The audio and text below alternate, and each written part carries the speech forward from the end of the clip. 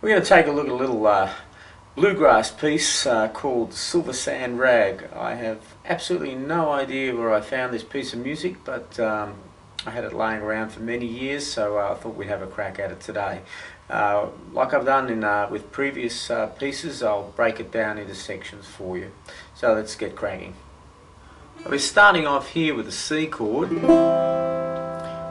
I'm going to be playing thumb on the bass note being C, thumb and second finger going from G to E, so I get this sound. Notice I'm using the second finger on my right hand, going to my first finger. Very important that we use thumb second into first. C note, thumb back on the C, second finger back on the high E. And then back to my thumb on the G note.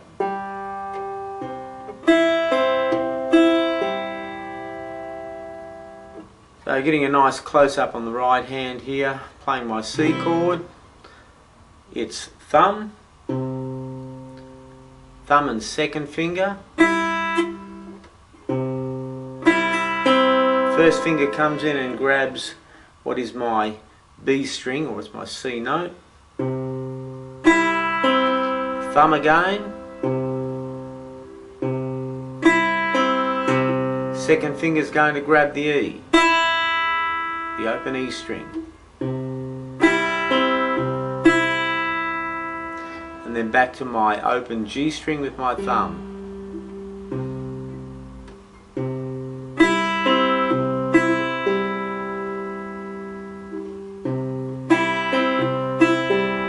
I'm playing that in what we call a swing feel.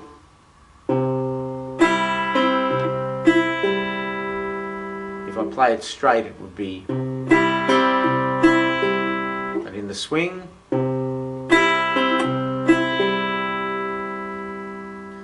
So going from my C to my E7 chord, I'm playing a B on the bass, my E7 chord, so it's E7 with a B bass, so the right hand is exactly the same.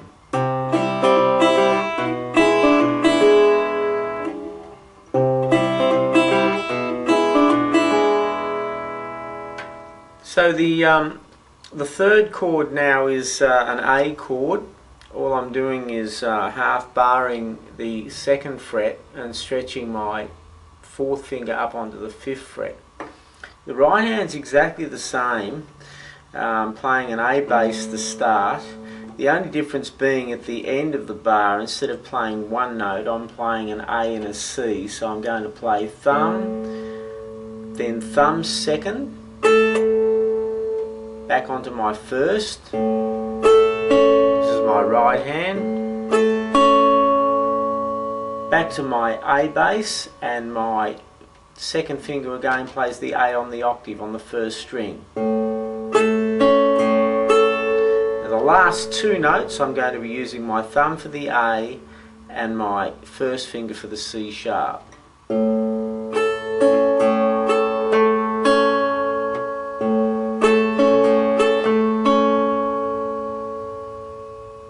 Get a close-up look at the right hand on that A chord.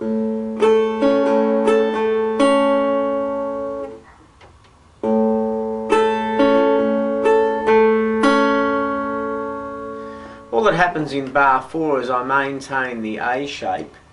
I play A on the bass, A on the octave with my fourth finger here, and I'm just playing right hand thumb second finger, drop down to the A with my thumb, and I go to a G with my second finger here. So I'm going from an A to a G. I'm using my second finger for the A octave, for the E string, and I'm using my first finger on my right hand for the G. And I repeat that. So I play both of those groups twice. So taking a close-up look at the right hand for that fourth bar, it's just simply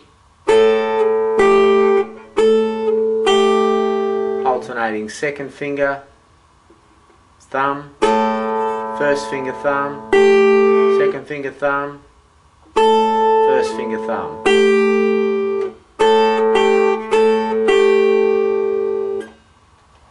So playing through the first 4 bars.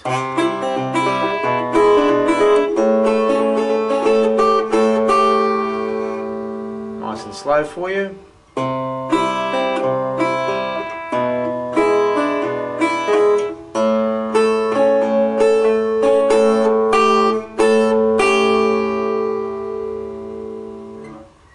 In bar 5 we change to a D7 chord.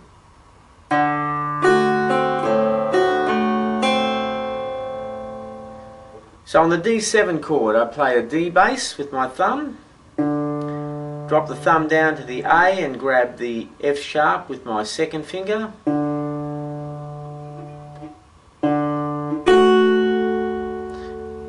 then my first finger is going to play the C natural on the B string, back to my thumb bass on the A, alternating that bass from D to A, back to my F sharp once again with my second finger, then thumb on the A and first finger on the C. So starting off with my D,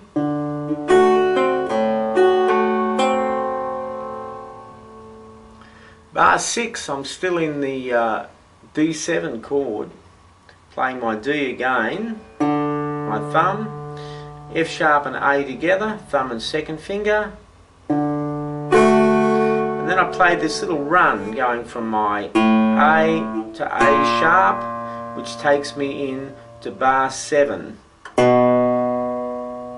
which is a B note.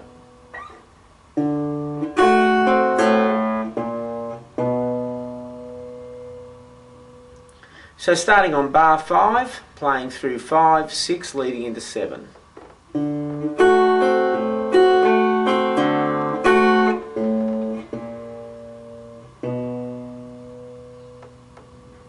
Now bar 7 we go into a G7 chord, so I play my little run in. I'm into that G7 chord. Only difference being is that I'm playing my G bass here with my thumb. So running into that G7 chord.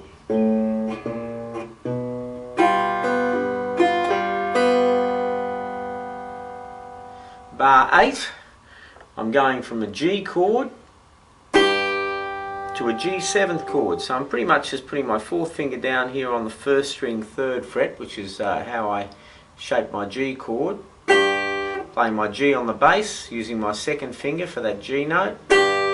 Then I go to a G7 chord, alternating to my 1st finger on my right hand for the F note. And what happens here with the bass note is I drop down to a G on the octave, so I get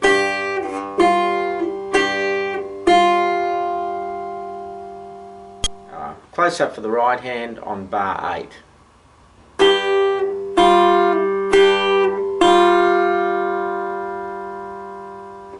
So let's just slowly run through from bar 1 to bar 8.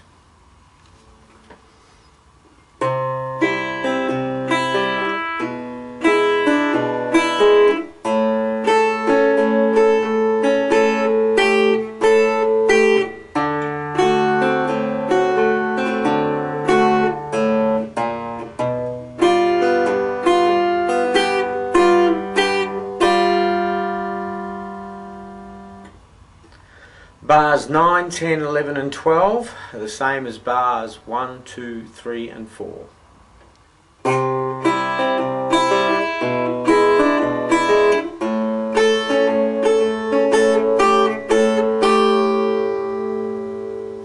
Bar 13 is exactly the same as bar 5. The only difference is on bar 5 we played the last 2 notes we played were A and C. We just simply play the A note at the end of the D7 chord. So here's bar 13.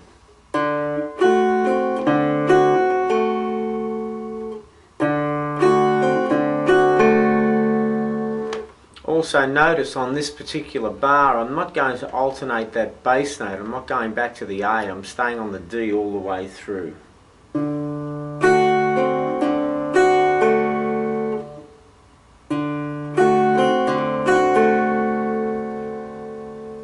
Now in bar 14 I'm going into a G7 chord. What I'm going to do here is play my G with my thumb, that's the open G, and I'm going to be playing my F note down here on my right hand with my second finger. So first finger sitting on the F note at the top here, and second finger on my right hand is going to play that note. So I get bass note, first finger plays open D, bass note G, first finger plays my open B, thumb plays the open A, still playing that F note with my first finger,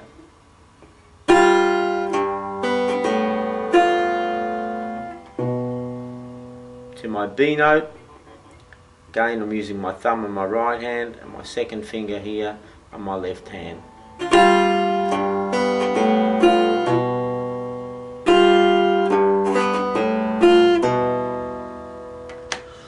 Bar 15, I'm going from a C shape into what essentially is an A flat chord. I want to stay down in that first position.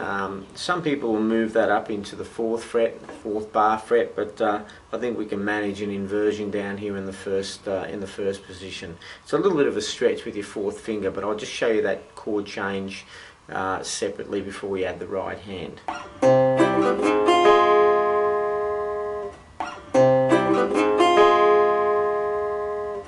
So to achieve that A flat inversion, I'm barring my 1st fret and stretching my 4th finger here onto the 4th fret of the E string.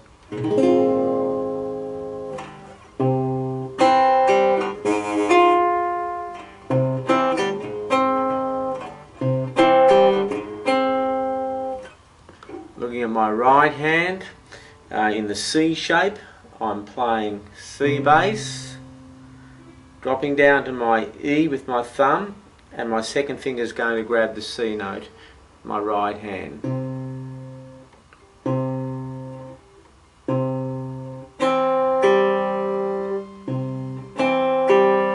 Change to my A flat chord. Thumb plays the A flat on the bass.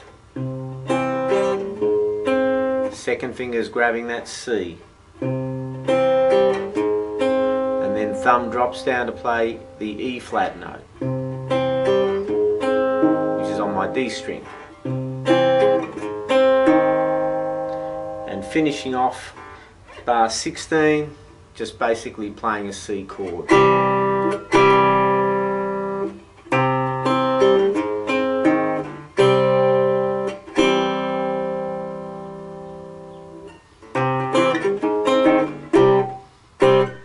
So I'll just take you slowly through part 1 of Silver Sand Rag. That's bars 1 to 16.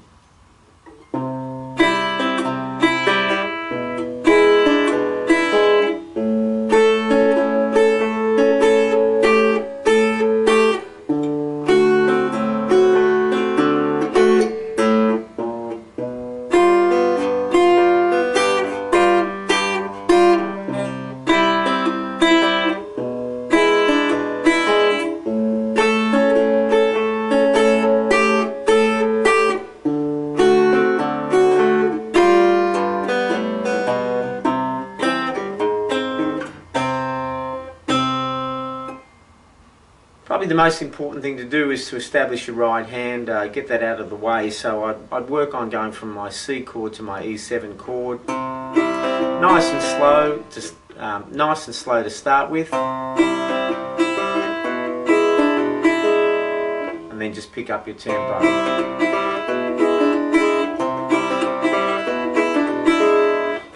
then work through the other chord shapes again, slowly to start and then gradually pick up your tempo.